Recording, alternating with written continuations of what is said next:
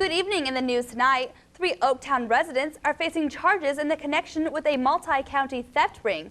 And President Bush takes steps to reduce the price of gasoline. And in sports, the Pacers look to go up 2-0 in their first-round playoff series against the Nets.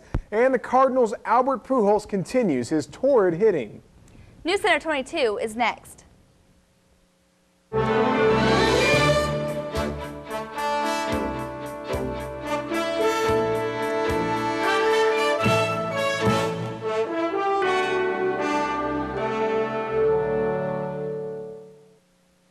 Department says a tip led to 3 arrests Monday in connection with a multi-county theft operation. 25-year-old Lisa Sutton, 38-year-old Larry Sutton, and 35-year-old Lowell Sutton of Oaktown are facing preliminary charges of possession of stolen property. Detective Doug Vantlin says the thieves occurred at business and construction sites in Knox, Greene, and possibly Davies counties and involved mostly construction equipment. Stolen items were recovered from 2 locations. The investigation continues. Vincennes police tracked the signal on a stolen cell phone to 2 men accused of breaking into a local business. Police say 21-year-old Jeffrey Bull and 22-year-old Dane Anderson are charged with burglary for breaking into custom trim upholstery on South 15th Street. Bull is also charged with criminal mischief and theft. Police say tools taken from the business were put into abandoned vehicles at Troy's Towing next door to be retrieved at a later date. Police say the signal from a cell phone taken from the business helped lead them to the 2 men. Indiana State Police arrested 2 men on drug charges Monday afternoon after pulling a van over for speeding on US 41 in Gibson County. The driver, 36-year-old Kelvin Paisley of Coldwater, Mississippi, and 35-year-old Alan Marshall of Washington, Indiana, are facing preliminary charges of possession of cocaine over 3 grams and possession of marijuana over 30 grams. Police became suspicious when the pair gave conflicting stories about their destination. Both men are being held without bond in the Gibson County Jail. Meanwhile, America's methamphetamine epidemic took priority on Capitol Hill today. Members of the Senate Finance Committee listened to former meth addicts recount how using the drug negatively affected their lives and the lives of their families. The committee is looking to correlate a meth user's tendency to be neglectful and abusive to service and caseload demands put on the child welfare system. A recent survey shows meth use was the reason for 40% of all out-of-home placements in 2005. According to the 2003 National Survey on Drug Use and Health, 12.3 million Americans aged 12 and older had tried methamphetamine at least once. The Vincennes City Council passed an ordinance on first reading last night that would give the Vincennes Utility Services Board the authority to assess fines against those who discharge pollutants into the city's storm sewers. A public hearing on the ordinance is set for May 8th. Vincennes and other Indiana municipalities are facing a new federal mandate to protect waterways and rivers from pollutants. Janelle Lemon with the city's wastewater treatment plant says the under new rules, the city must map its stormwater and sewer systems so pollution can be traced back to its source. On our water side, we have pretty good mapping, but on the sewer side, there have been developments and subdivisions that we've not been able to get the mapping. There just wasn't real good communication in the past, and we're trying to work on that. Lemon says developer will also be required to prevent sediment from running off into storm sewers and nearby streams. Authorities at the Huntington County Jail say they found cocaine hidden in the spines of 2 Bibles a woman allegedly bought and tried to send to her husband. 29-year-old Anthony Duckworth, who has been in the jail several months, and his wife, 28-year-old Amy Duckworth, were charged Monday with 2 counts of trafficking with an inmate. The cocaine was found in the Bibles last month. The state has filed a court motion asking a judge to order opponents of the Indiana toll road lease to post $3.8 billion bond. That's the same amount the state expects to receive when it transfers the highway to its new operators. A leader of those challenging toll road lease, including 7 individuals and the consumer group Citizen Action Coalition, says the bond request is an abuse of power by the governor. Greeted by hugs and cheers, about 120 soldiers returned home to Fort Campbell, Kentucky Monday after a year of service in Iraq. Family members held up welcome home signs as the soldiers exited the plane. Commander Marine Ryan said the unit was based out of Baghdad International Airport. They were responsible for the transport of fuel, often in the middle of the night, to avoid roadside attacks from insurgents. State highway officials say this year was a huge success for the annual trash bash. The Indiana Department of Transportation, the Indiana Department of Corrections, along with Adopt a Highway Group, cleaned more than 900 miles of roadway in southwestern Indiana. Since 1997, INDOT crews and Adopt a Highway volunteers joined forces to spring clean every mile of interstate during Trash Bash. Each year, nearly 340 tons of trash is collected statewide. INDOT's Vincennes District, which includes all or part of 17 counties, collected 8,803 bags of trash along with 61,000 pounds of loose debris.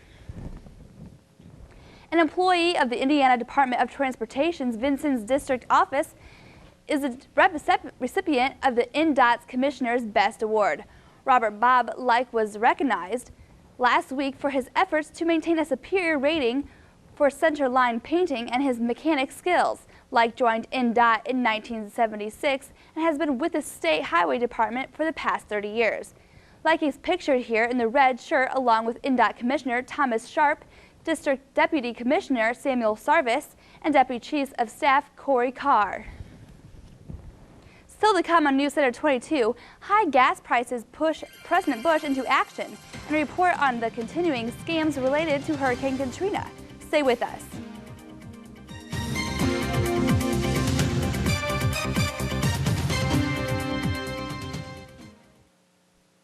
PBS sent 15 people to live and work an 1867 cattle ranch. Can they endure the heat, flies, and back-breaking chores? Can they get the job done? Can they just get along? I hate Stan. I think he has a power trip. Shut up, I'm not talking to you. Discover how the real West was done. Get back to work! On Texas Ranch House. Monday, May 1st at 7, only on PBS. It remains to be seen whether prices at the pump will come down. But it's with that goal in mind that President Bush today ordered a temporary suspension of environmental rules for gasoline. He's also putting a temporary stop to the purchase of crude oil for the government's emergency reserve. One way to ease price is to increase supply. One immediate way we can signal to people we're serious about increasing supply is to stop making purchases or deposits to the Strategic Petroleum Reserve for a short period of time. Directed the Department of Energy to defer filling the reserve this summer. Our strategic reserve is sufficiently large enough to guard against any major supply disruption over the next few months. So by deferring deposits until the fall, we'll leave a little more oil on the market. Every little bit helps. Democrats are offering their own ideas for easing the pain at the pump. New Jersey Senator Bob Menendez says the gasoline tax should be suspended for 60 days and that the money could be recovered by repealing tax breaks for energy companies. An oil industry expert doubts the investigation President Bush has ordered into surging gas prices will show drivers are being gouged.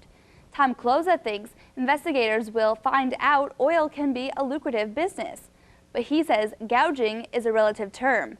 Cloza tells CBS that prices will moderate after Mother's Day. He also downplays predictions of $4 and $5 a gallon gasoline, calling that fear-mongering. Cloza says Americans must use less gas to bring down prices. With gasoline prices showing no signs of getting lower, Americans are adjusting to higher prices at the pump. Dan Lothian has a look at some lifestyle changes in Boston. It started with a trickle, now it seems like a gush. Filling an empty tank is leaving a lot of wallets empty. You do what you have to do, you know, just work hard and pay gas. That's basically what it is all about. But commuters Kevin Rudin and Jim Cantania are both finding detours around the high gas prices. One got a new job. I looked for a job closer to home. The other got new wheels. I ride it rain or shine. Rudin, a public relations consultant, says he used to travel 100 miles round trip to work. It was approaching $400 a month in gas. You can't just go to your boss and say, gee, gas jumped 20 cents a gallon, can I have a raise? They look at you like you're crazy. So he quit his job for a 10-minute commute. You know, after a while, a 20 cent, 30 cent a gallon increase when you have a long commute starts taking a big chunk out of your income. Jim Cantanilla just bought a motorized bike on eBay. He says he gets 87 miles a gallon and now fills up just once every 3 weeks. If you can avoid the highway and, you know, you got a maybe 15 or 20 mile max ride, then it's great. There is growing frustration across the country as people spend more to fill up and spend less on the other things they need. A poll released before the most recent spike shows 54% of Americans are cutting back significantly on household spending because of higher gas prices. Doesn't make you happy when you hear that the president of ExxonMobil walks away with $400 million retirement package, and you have to think that somebody's getting rich off you. Many are wondering how much higher gas prices will go and how much more they can take. Definitely, it's too high. That's why many commuters are changing their routines in order to get more out of every gallon. Dan Lothian, CNN, Boston. Consumer confidence has generally been on the upswing since November, and that trend continued this month. Despite higher gasoline prices, the Conference Board says its barometer of consumer confidence is at its highest level in nearly 4 years. The federal government has within its reach the ability to crack down on employers hiring illegal aliens. The information exists within the files of the Internal Revenue Service and the Social Security Administration. Much of the information even suggests where to look and who to look for.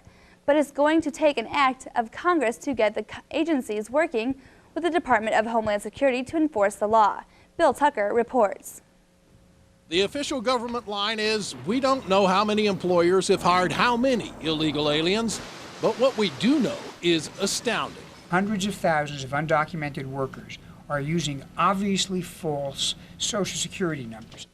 In 2004, the IRS says nearly 8 million W-2s were filed where there was no valid name or Social Security number match. And that was after the government tried to make a match. More than 50% of the mismatches were from just 4 states: California, Texas, Florida, and Illinois, with California easily topping the list at 2.3 million mismatches. The Internal Revenue Service even knows that 75% of the mismatches were on wages of less than $10,000. But in testimony before Congress this past February, the head of the IRS made something else also very clear. Quote, "Our job is to make sure that everyone who earns income within our borders pays the proper amount of taxes, even if they may not be working here legally." The IRS has never fined an employer for use of fraudulent Social Security numbers, and even if it did, the fine is only $50 per employee.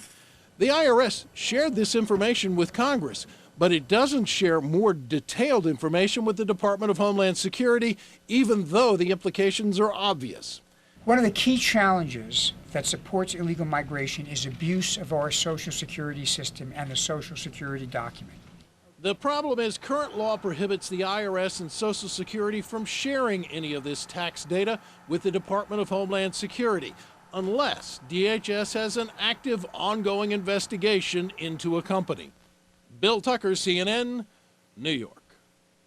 Iran's top nuclear negotiator warns his country will end all cooperation with the UN nuclear watchdog if the Security Council imposes sanctions. He says military action will not end our program. Iran also says it's ready to transfer its nuclear technology to neighboring countries. Iraqi police say a bomb stashed on a minibus exploded today in Baghdad City. Police said 2 people were killed, 5 were wounded. Sadr City is a stronghold for radical Shiite cleric and militia leader Muqtada al-Sadr, a member of the ruling Shiite coalition. 10 people are now under arrest in the triple bomb attack at a Sinai beach resort in Egypt. At least 24 people died and dozens more were hurt. The attack may open a rift between hardline al-Qaeda sympathizers and other radical Muslim groups, which have immediately condemned the bombing. Just when you thought you'd heard all of the ways scam artists have stolen from the billions of dollars targeted for Katrina relief, you now get to hear about a whole new set of scams. Here's Sean Kellums. Cops going after drugs, a killer, a dangerous fugitive? Not in this case. Instead, someone in Florida accused of lying to get thousands of dollars in FEMA benefits. And you never lived in New Orleans, did you? Nope. Money meant for Katrina victims. On September 8th, just a week after Katrina flooded New Orleans, the U.S. Attorney's Office created a task force to root out fraud, and it's been busy. What's staggering is that we've charged people in over 24 districts across the nation. So this is fraud that is going from Florida all the way to California. Some had moxie. Well, we had people from prison who applied for FEMA benefits. That's right. 2 inmates at Louisiana Avoyelles Women's Correctional Institution said their housing was disrupted by Katrina and wanted FEMA relief funds mailed to them in prison. They were, but authorities eventually got their hands on the checks. The motive in all these cases, greed. A brother and sister team in Dallas are accused of stealing 100 Red Cross debit cards worth more than $4,000 each. They told authorities they used the money for jewelry, cars, shoes, and cash. In Bakersfield, California, more than a dozen workers at this Red Cross call center face fraud charges. They are accused of working the system so they, family, and friends could allegedly steal money meant for hurricane victims. Hundreds of thousands of dollars is involved. 61 people are indicted. Government workers are being targeted too. But for example, we charged a case in Mississippi where there was a debris removal contract and somebody was filing false load tickets in exchange for a kickback. That was in Perry County, Mississippi, where a worker for the Army Corps of Engineers has already pleaded guilty to taking a bribe to lie about the amount of debris a contractor had collected. Both men will be sentenced June 8th. In Galveston, Texas, a hotel owner said he'd provide rooms for his employees as part of their pay. According to the Department of Justice, he also filed with FEMA for more than $230,000 in disaster relief lodging, claiming his workers were evacuees flooded out of their homes. He's facing 39 counts of fraud. So far, about 250 indictments, 50 people convicted, 2 million applications for assistance. And what I think is very important to this overall anti-fraud effort is not only the money that we recover from the people that committed fraud, but also the deterrent effect. Meaning some have returned ill-gotten gains before being charged. Authorities say there's no way around it. With billions of dollars in aid floating around, it's an attractive target for cheats and thieves. Sean Calebs, CNN, New Orleans. Still to come on Newscenter 22, Kurt Maddox has your Wabash Valley forecast.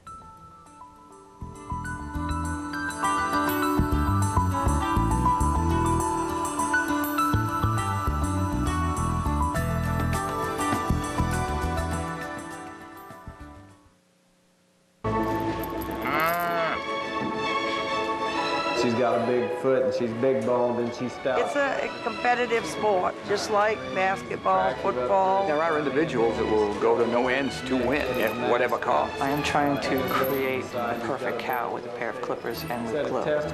That's really what it's all about, the courage to strive for that perfect animal.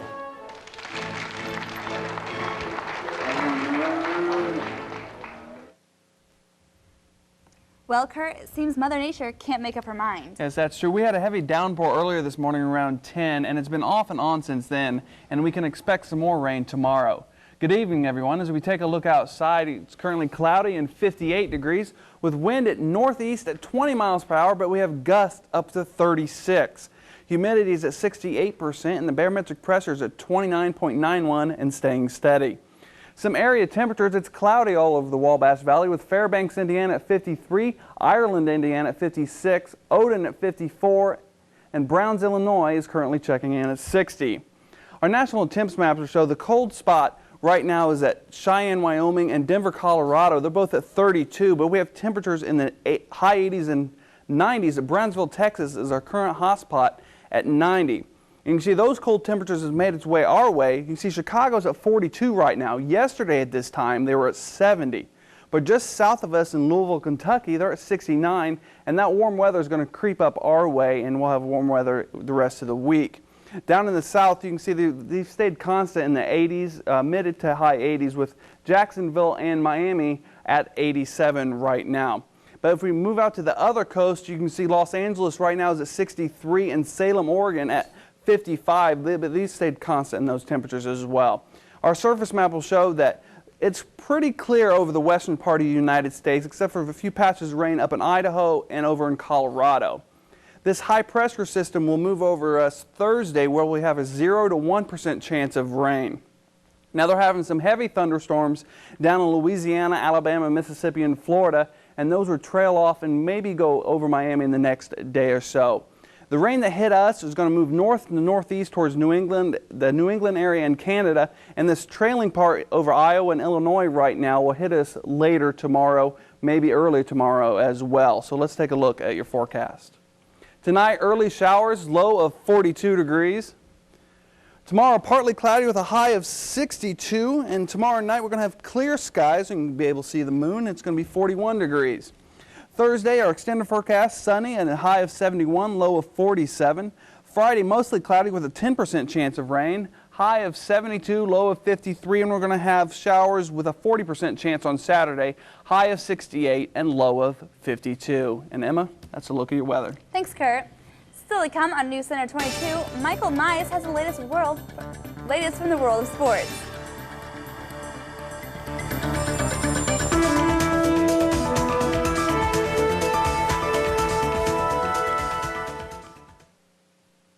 Tune in to WVUT this Tuesday night. At 7, watch Ancient Refuge in the Holy Land on Nova.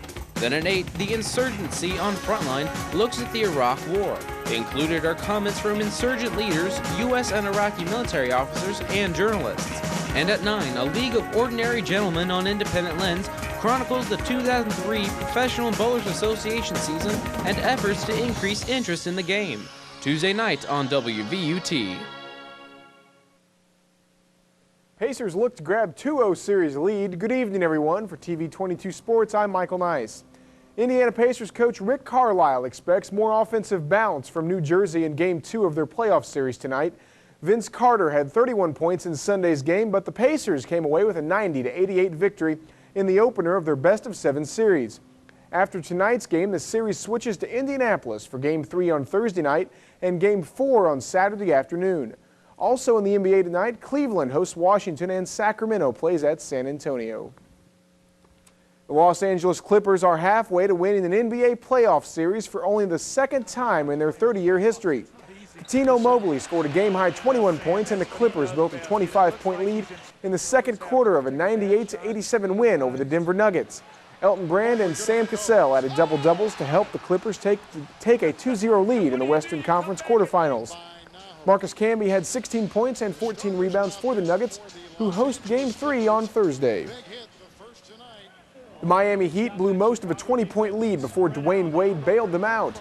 Wade made a couple of huge plays in the closing moments as the Heat beat Chicago 115-108, giving Miami a 2-0 lead in the NBA's Eastern Conference quarterfinals. The Heat led by just 4 points before Wade hit a spinning jumper with 1:04 left. He iced the victory by blocking Ben Gordon's layup attempt with 26 seconds remaining. Wade finished with 21 points, while Jason Williams and Shaquille O'Neal each added 22.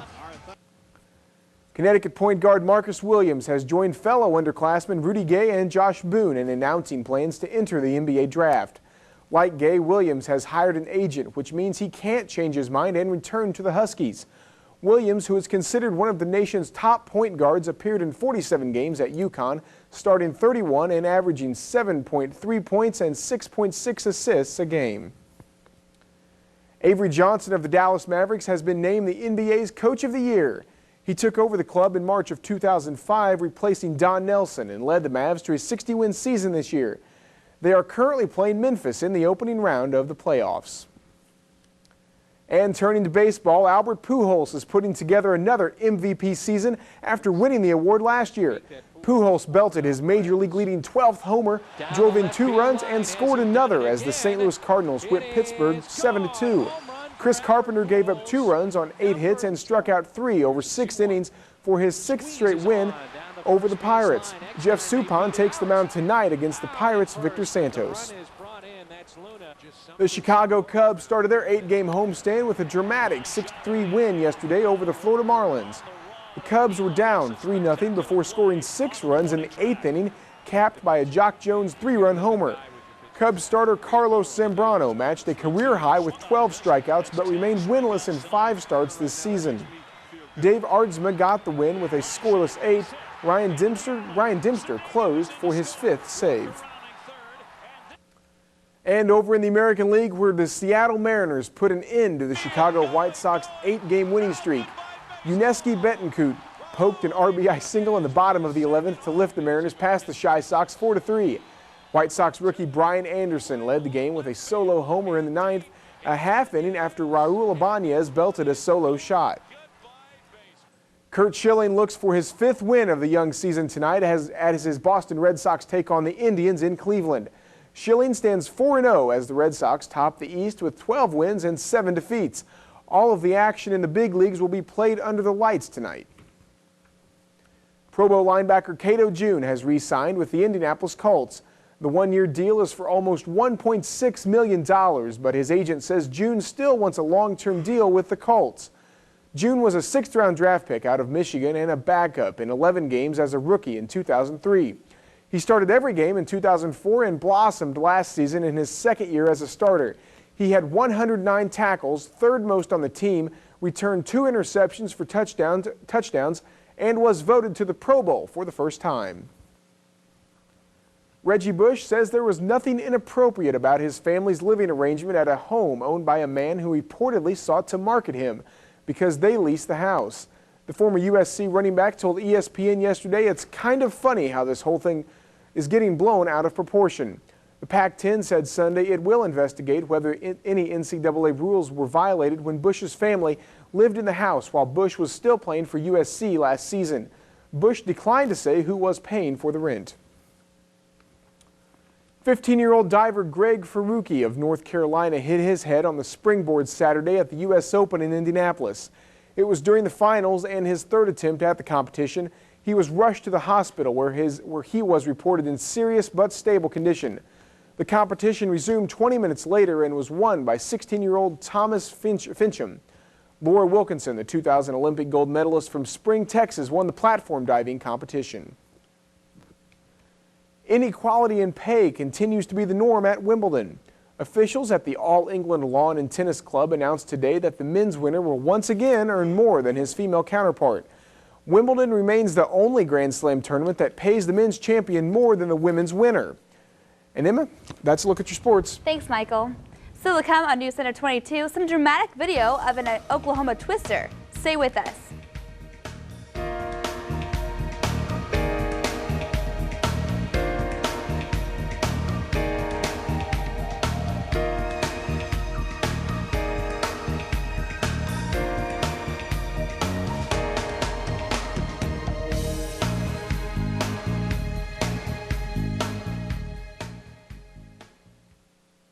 Next time on Nova, a treasure unearthed. Bronze artifacts. Why were they buried? A warrior hero's epic struggle. This was the place to go to in case of a refuge. The lingering mystery is, what else is in the cave? Now, a daring expedition uncovers dark secrets hidden for thousands of years. Will their discoveries rewrite history? This is the smoking gun. Ancient refuge in the Holy Land.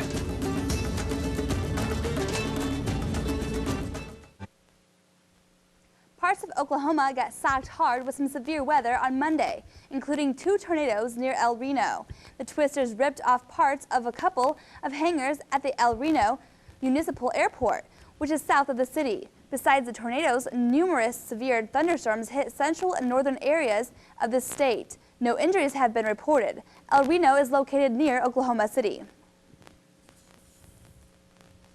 And that's all for this evening. For Michael Nice and Kurt Maddox, I'm Emma Hall. Good night.